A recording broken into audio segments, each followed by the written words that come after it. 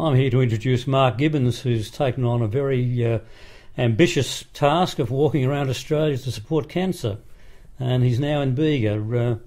Have you found the walk so far, Mark? Yeah, it's been a challenge. Some hot days, some rainy days, a lot of kilometres under the feet now. How many Ks have you clocked up altogether? We're now looking at 4,753. That's absolutely fantastic, isn't it? How many left to go?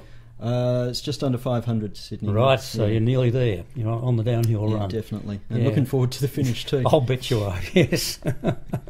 And you've taken this on to raise money for cancer research. Yeah. I've got 4 charities in each of the 4 states, plus raising money for Rotary Health Australia. Excellent. Yeah, that's certainly a very worthwhile thing to be doing. And actually, I've got a cheque here for you that I'd like to present to you on behalf of the Bega Rotary Club. Thank you very much. For our donation of $500 to the research funds. So, excellent, well done. Hopefully many other Rotary clubs will support you just as well. Yeah, certainly there's coming on board in New South Wales and leaps and bounds. So. Fantastic, that's good to hear.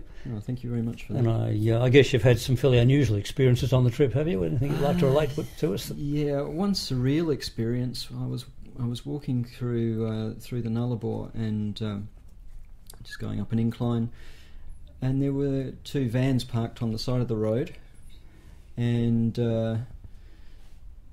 two guys just in shorts, nothing else, and they had deck chairs, and they were just sitting in deck chairs reading books as I went past. And I was covered head to toe because it was really hot. I had a mosquito net on my face, and they looked up, waved at me, and I waved back. Nothing was said, and I just kept trundling past, and they went back to their books. So it was just like, what's going on? And then minutes later, a giant truck with a giant yacht on the top of it came trundling past as well. So it was all something out of a Fellini movie. Right. You thought you were hallucinating. Yeah. Well, I did. It's quite bizarre that these people didn't speak to me, and they didn't seem shocked by me, and I was too tired to be shocked by them. Right, yeah. Yeah. Took it as part of the passing scenery. So that was one experience, and an experience that was more of the Good Samaritan variety was I was in Baladonia and probably bush camping for the night, but a woman in a 4-wheel drive pickup came across the road and said, "Would you like, where are you going tonight?" "Oh, just past Baladonia Homestead, and I'll bush camp." And she said, "Well, I live at Baladonia Homestead, why don't you come and stay?"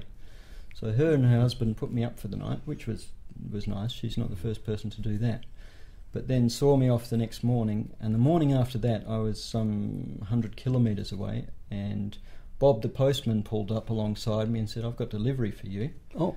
And this woman back at the homestead had made me a bacon and egg sandwich, put it in a thermos, or an esky, and sent it out with Bob the postman. So I had a hot breakfast and a drink as well. So marvellous. So you're getting some good support along the way. Definitely. Yeah. Now, what stimulated you to take this on in the first place? It's an enormous challenge for anybody to do. A few things. I've been a nurse for 20 years, and I've seen a lot of people suffering from cancer and passing on from cancer.